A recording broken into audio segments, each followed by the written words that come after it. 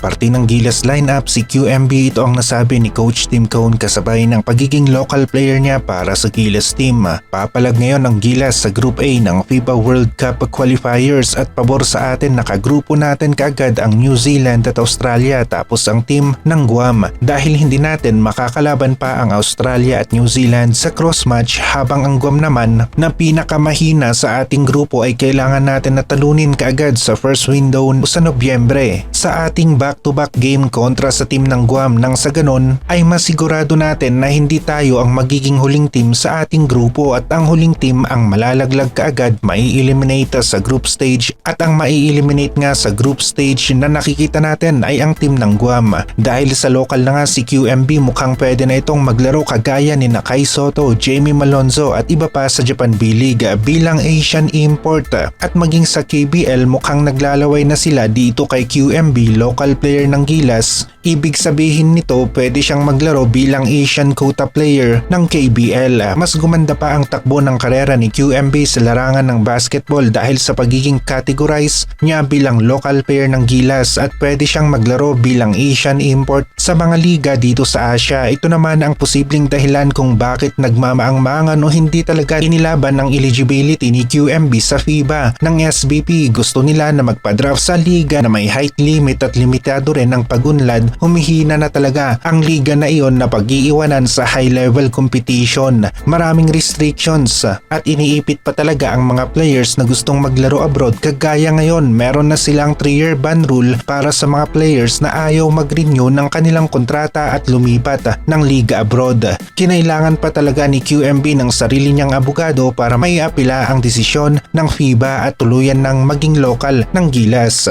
May chance rin na maging local si Xavier. Ito ay kung gagawin rin niya ang ginawa ni QMB at huwag umasa sa samahan dito sa Pilipinas dahil alam naman natin ang SBP ay para sa PBA. Magandang liga naman ang PBA, yun nga lang napag-iiwanan na talaga dito sa Asia. Karamihan sa outstanding players natin sa Gilas ay mula sa Japan B-League kay Sotto, AG Edo at Dwight Ramos. Sa KBL naman Carl Tamayo at Kevin Kiambao. Iba pa rin ang experience na nakukuha ng mga Pinoy players abroad. Maraming imports ang kanilang nakakalaban, high level ang kompetisyon kaya pagdating sa FIBA ay wala silang gaanong problema, kayang-kaya nila na makipagsabayan. Nagkakaroon ng mas magandang mukha ang Gilas, matatangkad na guards, Dwight Ramos sa point guard, merong height na tatapat sa malalaking guards ng kalaban, sigurado na kanyang madedepensahan. KQ naman sa shooting guard, idagdag pa natin na maganda ang shooting ng dalawang players na ito sa 3-point area tapos meron pa tayong wing na JB kay Sotto at Milora Brown na magpapalitan sa 4 at 5 position. Nakaka-excite talaga na makita ang mga players na ito na naglalaro ng magkakasama at posible na makita na nga natin ito sa second window ng FIBA World Cup Qualifiers sa Pebrero next year. Matinding labanan ang magaganap sa second window ng FIBA World Cup Qualifiers. Makakalaban ng Gilas ang New Zealand at Australian Boomers.